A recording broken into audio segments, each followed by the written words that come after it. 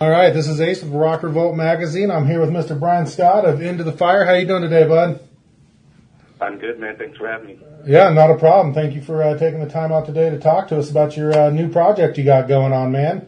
A couple guys from Soil, drummer from Evanescence. Pretty excited about this new thing you got going, man. Was a huge fan of the Union Underground. You know, we're really excited to see you back out there. Well, thank you, sir. Yeah, we're excited as well, man. It's been going really well, and it's been a great process. You know, we're all really excited about it. Right. And what was your thought when Tim King sent you that text, man, wanting to know if you wanted to get with this new gig? Well, you know, I'd known those guys for quite a while, and you know, we toyed with the idea a bit, and we finally kind of got to a place where it made sense for everyone and everyone's schedules. And we kind of finally had some songs that we thought, you know, needed to be heard. So it was really that simple. Right. And you guys released a couple tracks, Spit You Out and From the Medicine to kind of get things started. They've been pretty well received, yeah? Yeah, it's been going great. The UK campaign was killer, and we're just now getting this US thing launched. So it should be interesting how it all plays out. You know, we have a lot of new music coming in 2017, so but you know, we're excited that everyone's had such a great response to the first couple of tracks. Right, yeah, and you say you're about to get a U.S. Tour locked down. When do you think you'll be seeing that kicked off? Well, you know, we're everyone, you know, in the summer next year. Okay. So, you know, we're still figuring it out. We can't, you know, announce anything official yet, but we'll definitely be on the road a bit. Right on. Give you time to get the new music, maybe get an album out before the tour starts, or right about that time, just plugging away in the studio now. Yep. Yeah, it would be nice to get a full album done. Then, you know, it might just be like a 5 or 6 song EP. You know, we're not really sure yet. Right on. Well, how's that writing process going with the guys? Are you guys kind of do it as a group effort? Are you guys kind of just piecing things together, sending each other ideas, or? Yeah, since everyone lives in different cities, you know, Tim and Adam are local to each other, but since everyone's in different spots and touring a lot, we just send files back and forth and try and get things to a point where they're ready to be played, you know, as a band, and then. A lot of times we'll get things completely arranged just by sending files back and forth and not even getting a room, you know. So it's nice to have that accessibility, you know. But we're all anxious to just get in the room and start writing again. Right on. Now, how's this time around feel a little bit different from, you know, when you got started back in the day with the Union Underground? You had another project after that before you got into the Fire. How's it feel like from the music business standpoint, from when you were with the Union Underground to the way it is now today with getting Into the Fire? What's it like for you? It's definitely, you know, Union we launched that first record like right at 2000. So, you know, that was right when, you know, of course, Napster was blowing up and just the whole thing was kind of, you could just feel the whole thing was going to tank.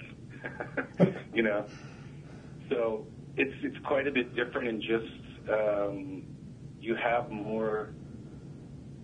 You have to be your own management company basically, because you don't have. You just kind of take things into control more. You don't need, without big budgets. You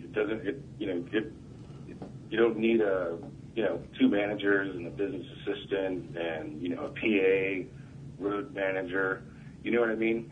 Everything's so accessible these days that you can get so much of that stuff done within your camp and just kind of run self-sufficiently. So in that way, it's changed a lot. It's kind of put a lot more of the responsibility on the band members, you know, which, you know, that might not always be a good thing.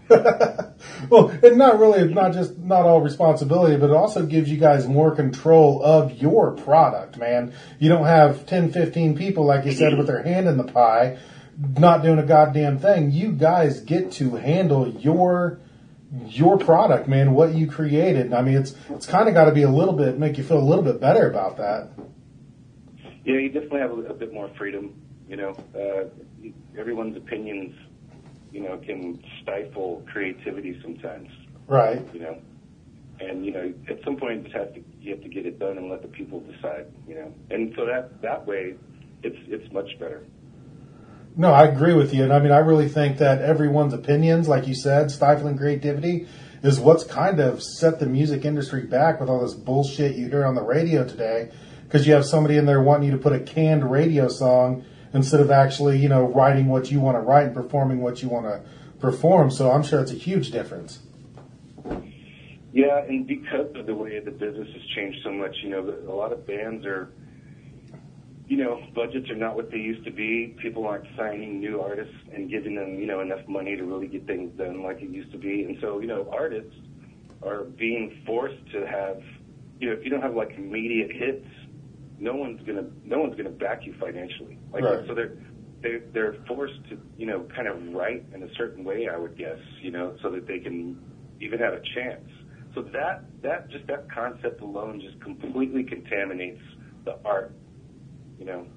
Oh no, absolutely, absolutely. And I do want to say that, you know, after I saw Union Underground Ozfest like 2001, I totally got your album the next day. Not gonna lie, and I've loved it ever since. Well, thanks, man. And you know, I don't know if you've seen on social media at all that I'm releasing some new Union material next year as well. So that's really exciting. Yeah, that is very exciting. I just remember seeing you guys in American Head Charge and was completely blown away. And well, thanks, man. Yeah, I'm actually wearing an American Head Charge T-shirt right now. But nice. Didn't those guys just put something new up? They put out Tango Umbrella out this year. Yeah, absolutely. Yeah, it was a pretty good album. Yeah. Now I see you guys. You have Pavement Entertainment backing you guys on this project, so that kind of helps getting everything going out for distribution and stuff when you're ready to go. Sure. Yeah, they've been great. Right on, right on. So, I mean, with what you guys are working on, you've got this project going. Like I said, you're going to have some, you know, new Union coming out, man. It's a pretty exciting time for you, huh? Yeah, it's going to be a busy year, man. You know, I'm already exhausted just thinking about it. Well, hey, man, I can tell you, you know, us, the fans, all the fans out there are going to be pretty excited to hear from you, hear from Tim and everybody else. But, yeah, it's going to be great, man. How will everybody be able to get a hold of your music, and how can they reach you guys? The easiest way, of course, is online at intothefire1.com. And then, of course, you know, all over social media, usual spots.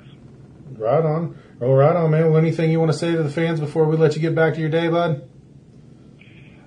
Just to thanks so much for the support, of course, for the first couple of tracks here, and we have a lot of new music coming. Right on. Well, Bryan, I greatly appreciate your time. If there's anything we can ever do for you guys, just reach out and let us know. Hey, thanks so much, man. All right, dude. We'll talk to you later.